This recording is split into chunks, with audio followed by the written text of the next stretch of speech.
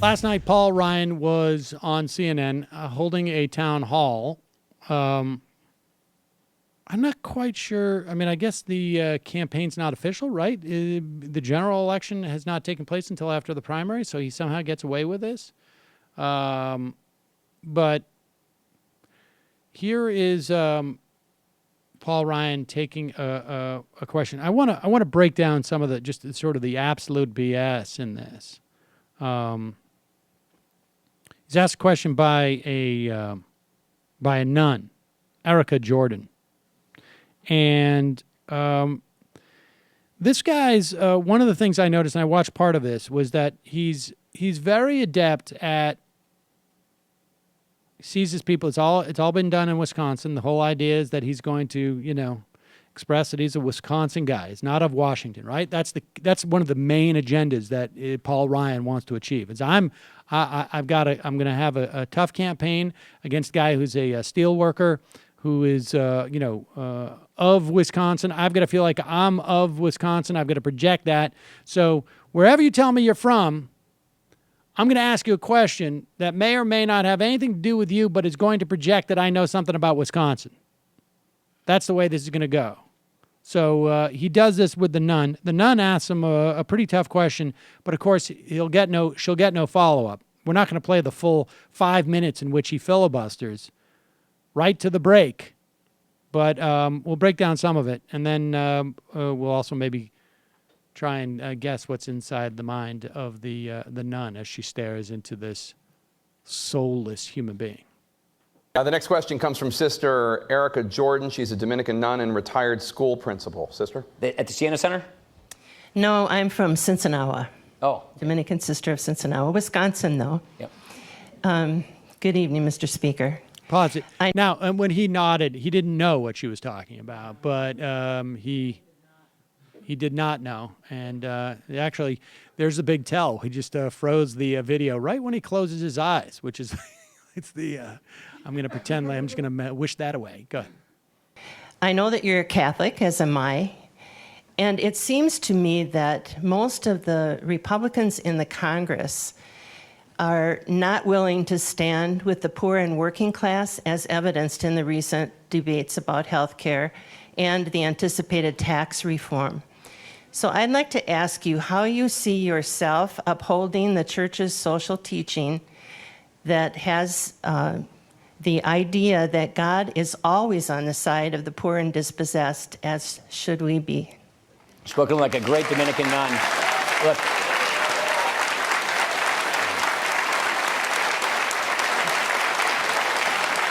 Now, is that not incredibly condescending? Spoken like a great Dominican nun. Like, oh, it's so cute. She's a nun. She cares adorable. about poor people. You're she doesn't adorable. want them to die of frostbite. You're adorable. How I bet cute. you think that I took a personal trip on tax dollars. You're adorable. They get MSNBC in the convent, do they?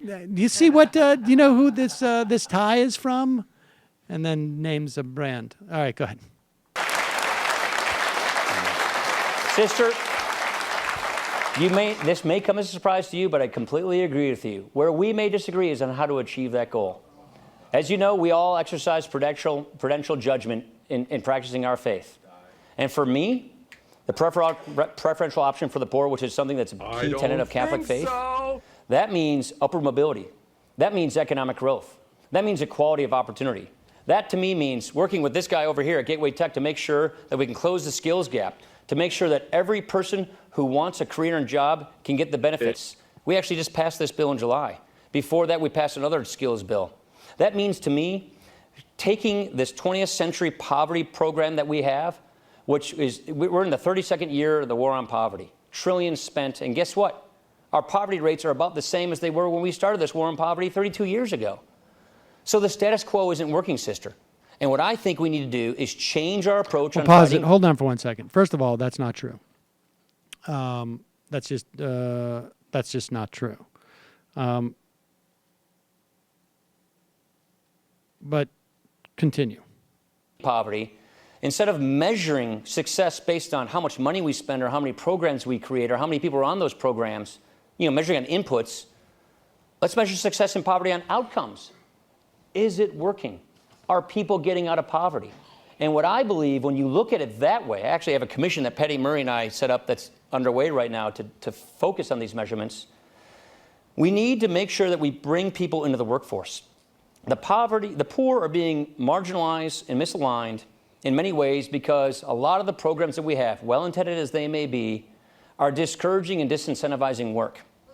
No, it's true. All right, hold on, pause it 1 second. I want to just go back to when he said that part about we can't measure the effectiveness of these programs of putting money in. Those are the words of Mick Mulvaney.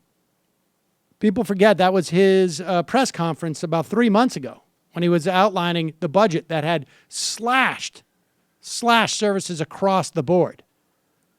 If you look at the official poverty rates from 1967 to 2012, you can see that they dropped dramatically by about 10%. If you look at child poverty, it dropped about 15% over that time.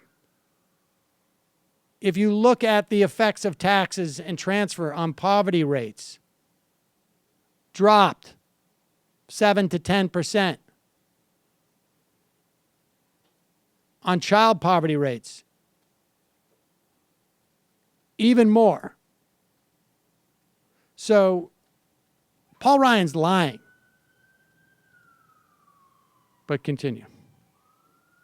Just talking about, we were just talking about tax reform, and I was telling you about these successful small businesses in Wisconsin. They got a 44.6% tax rate. That's not the highest tax rate payer. I mean, Aaron Rodgers, who deserves every salary, is not the highest tax rate payer in this state. You know who it is? It's a single mom getting $24,000 in benefits with 2 kids who will lose 80 cents on the dollar if she goes and takes a job. We have to fix that. And that is why we have to fix it, not by just kicking people off callously, but by making sure that we can customize these benefits to help a person get from where she is to where she wants. Pause it for 1 second. Understand that there is no possible way to develop a program where you won't have some little delta, some range where you're getting aid, and if you get a job and earn a certain amount, you will lose some amount of money.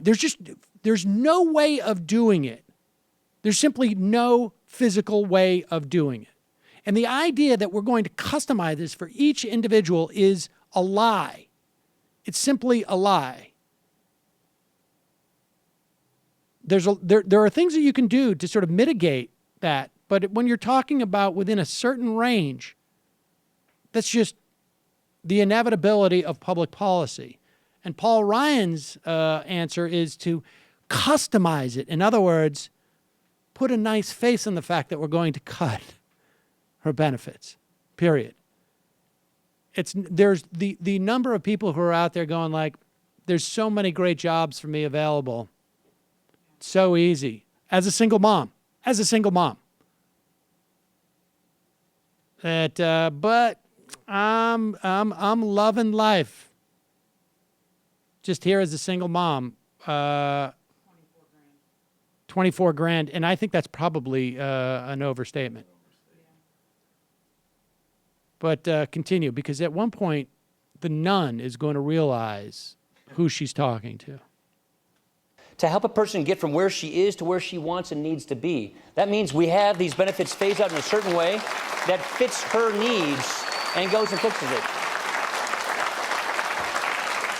The model I'm talking about is one you're familiar with. It's the Catholic Charities model. Cristo Rey Parish, right 4 miles that way. Cristo Rey Parish has Catholic Charities that does a fantastic job, in spite of government, doing wraparound benefits for the poor to make sure that they get to where they are, from where they are to where they need to be. If only government would actually help do that as well, I think we could go a long ways in fighting the root cause of poverty. So you just touched something that I feel so strongly about, that moves me so much. I think the government has made a lot of mistakes, well-intended, lots of money, but we are not solving the problem of poverty. She sees, she's looking into the eyes of the devil. She's looking into the void. will just Just get us more of the recognizing worst results we've that been getting. there's literally We've a got to change pit our approach, of limitless focus on evil, outcomes, bottomless focus on the evil person, I just standing in asked front the of us. question. encourage work, never discourage work, and Of make the sure devil. we can customize benefits so that we can get people out of poverty. This That to me, is- plus a stronger And I don't growing think economy. she's Making had sure we're not training to taxing actually companies deal with overseas this so they because stay she's been here. administering You know, for the the Question poor. of Foxconn deal is a poverty, perfect and example. now I'm talking about taxing Foxconn, we're companies gonna get to that overseas. in Okay. in the next, There we go. Yes. I can get going, but the point I'm saying, I'm sister, sure he is can get that's going how I because he's practice my Lucifer. values and my faith and my principles in trying to apply these principles to fighting poverty more effectively, because the status quo has not been working, and I think we can do a whole lot better. And you see the way he's We're gonna take a staring at very her. He quick wants break. to Oh, we're going to kill take a quick her. break. Oh, well done. He wants her to have a heart attack. He's Yeah. bearing down on her. Yep. He's like, I hope you die. And then they went to commercial break, and his head spun around fully on his neck. And he said, thank you for the questions. And then he ate a child.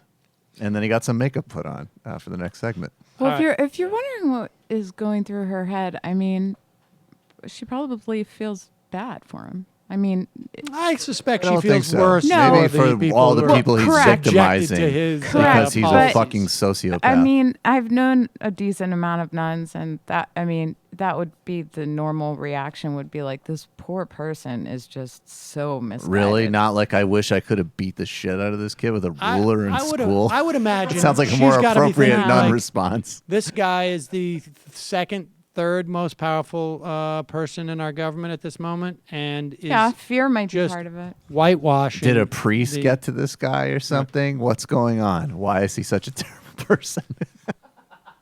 Hi, folks. Sam Seder here. We still need your help on our Patreon page. YouTube ads have come back, but not nearly as much as we had before. So if you can help us out, any little bit helps. Head over to our Patreon page right at this URL, and you'll help us keep helping you by making videos